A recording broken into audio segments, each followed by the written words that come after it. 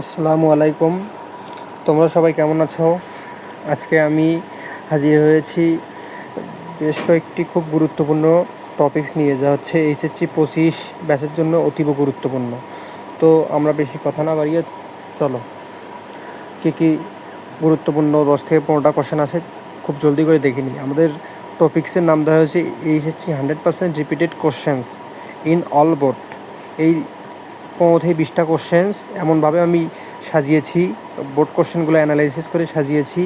এই 10 থেকে 15টা কোশ্চেন প্রতিবারেই অহরহভাবে যে কোনো বোর্ডে এসেছে। সুতরাং তোমরা যদি এবারও এই 10 থেকে 15টা কোশ্চেন একটু খুব সুন্দরভাবে মনোযোগ দিয়ে বারবার পড়ে যাও, ইনশাল্লাহ যে কোনো না যে কোনো বোর্ডে খুব সুন্দরভাবে বায়োলজিতে একটা ভালো মার্কস ওরিয়েন্টেড করতে পারবা এমসিকিউতে। তো আমরা কথা না বাড়িয়ে চলো দেখি। আমাদের 1 নম্বর কোশ্চেনটা হচ্ছে মাইটোসিস কোষ বিভাজনের। 1 নম্বর কোশ্চেনটা হচ্ছে মাইটোসিস কোষ বিভাজনের কোন দশা ক্রোমোসোম বিষুবীয় অঞ্চলে বিন্যস্ত? এই কথাটা খুবই ইম্পর্টেন্ট। বিষুবীয় কথাটা খুবই ইম্পর্টেন্ট। বিষুবীয় অঞ্চলে বিন্যস্ত হয় কোন দশায়? মেটাফেজ দশায়। কথাটা খুবই ইম্পর্টেন্ট। তোমরা একটু দেখো, মেটাফেজ দশায় আর এই বিষুবীয় অঞ্চল, এই দুটা কথা ম্যান্ডেটরি থাকতে হবে। এই দুটা কথা ইম্পর্টেন্ট। বিষুবীয় অঞ্চলে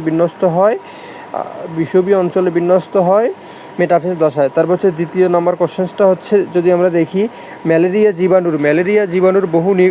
জীবাণুর বহু নিউক্লিয়াসযুক্ত অবস্থাকে কী বলা হয়? সাইজন বলা হয়। ম্যালেরিয়া জীবাণুর বহু নিউক্লিয়াসযুক্ত অবস্থাকে কী বলা হয়?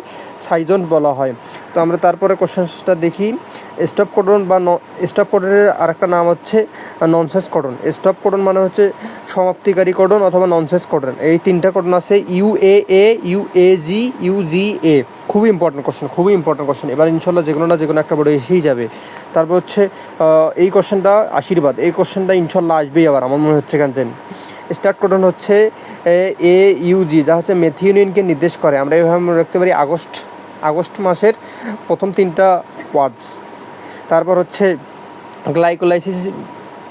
গ্লাইকোলাইসিসের বিক্রিয়াসমূহ ঘটে থাকে কোথায়? সাইটোপ্লাজমে। এই কোশ্চেনটা ইনশাল্লাহ আসবে, ইনশাল্লাহ 100% তোমরা দিয়ে রাখো এই জায়গায়। 100% ইনশাল্লাহ আসেই যাবে এবার, 100%।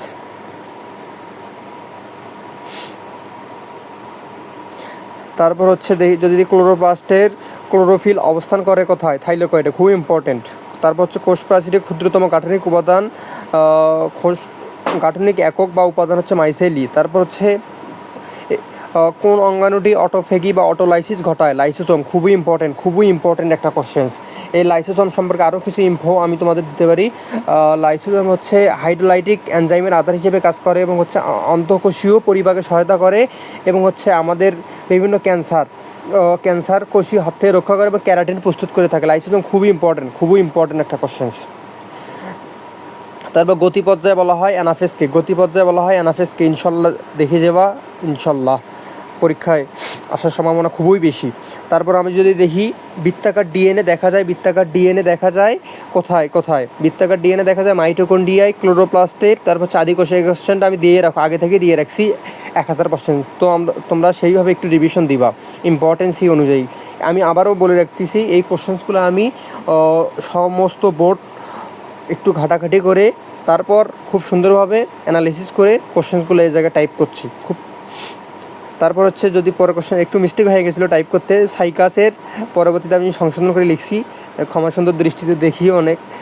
সাইকাসের আদি বৈশিষ্ট্য হচ্ছে আর্কিগোনিয়াম। এই কোশ্চেনটা একটু ট্রিকি কোশ্চেন। এই কোশ্চেনটা অনেকেই ভুল করে, আমি জানি। ইনশাল্লাহ তোমরা যারা আমার ভিডিও দেখবে, যারা এই স্লাইড বা এই পেজটা পড়ে যাবে, ইনশাল্লাহ তারা আর ভুল করবে না। সাইকাসের আদি বৈশিষ্ট্য হলো আর্কিগোনিয়াম। তারপর হচ্ছে অ্যামাইটোসিস। কোশ্চেনটা খুবই ইম্পর্টেন্ট। অ্যামাইটোসিস ঘটে থাকে, দেখো আমি কোন কোশ্চেন কতটা ইম্পর্টেন্ট আমি সেই জন্য এক্সট্রা দিয়ে রাখছি। তোমরা ইম্পর্টেন্সি অনুযায়ী কোশ্চেনসগুলো একটু ভালোভাবে দেখবে। অ্যামাইটোসিস ঘটে হচ্ছে ইস্ট, অ্যামিবা এবং ব্যাকটেরিয়াতে। টেকনিক দিয়ে রাখছি আমি। এই ব্যাকবেঞ্চার, এতে হচ্ছে অ্যামিবা, তে ইস্ট, আর হচ্ছে ব্যাকবেঞ্চারতে ব্যাকটেরিয়া। এই ব্যাকবেঞ্চার আমার অনেক ফ্রেন্ডকে দুষ্টামি চলে এই ব্যাকবেঞ্চার। তারপর পরের কোশ্চেনটা যদি দেখি, জাইলেম কেন্দ্রিক ভাস্কুলার বান্ডল দেখা যায় কিসে? PCL। এটা হচ্ছে একটা টেকনিক। PCL খেলা পাকিস্তানি তো হয়, সেটা হচ্ছে তোমরা ওইভাবে মনে রাখতে পারো। PCL। পিতে হচ্ছে টেরিস, উচ্চারণটা অনেকটা টেরিস, কিন্তু ফার্স্ট ওয়ার্ডটা হচ্ছে পি, মনে রাখবা। তারপর হচ্ছে এসতে হচ্ছে সিল সিল সেলিনগিলা, আর এলতে হচ্ছে লাইকোপোডিয়াম, এলতে হচ্ছে লাইকোপোডিয়াম। তোমরা এই কোশ্চেন্সটা হচ্ছে 1000% দিয়ে রাখো, এই কোশ্চেনটা আসবে ইনশাল্লাহ, এবার আসার সম্ভাবনা ব্যাপক বেশি, এই কোশ্চেন্সটা আসার সম্ভাবনা খুবই বেশি, আসবেই ইনশাল্লাহ।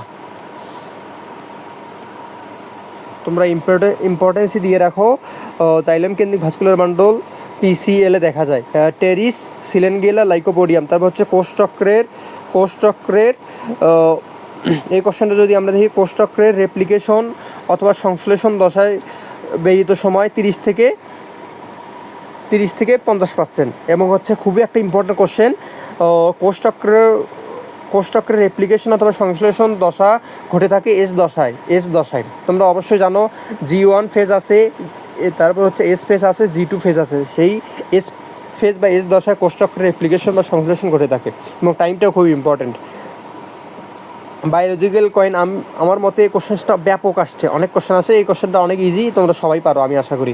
বায়োলজিক্যাল কয়েন বলা হয় হচ্ছে এটিপিকে, এটিপির পূর্ণরূপ হচ্ছে অ্যাডেনিন ট্রাইফসফেট। এবং হচ্ছে পরের কোশ্চেনটা হচ্ছে কোষ প্রাচীরের প্রধান উপাদান প্রধান উপাদান সেলুলোজ, কিন্তু আরও বেশ কয়েকটা উপাদান আছে, সেলুলোজ, হেমোসেলুলোজ, লিগনিন, সুবেরিন, পেকটিন, অত বাড়াই না, যেহেতু বলছে প্রধান উপাদানটাই হচ্ছে সেলুলোজ। তারপর হচ্ছে প্লাস্টিডের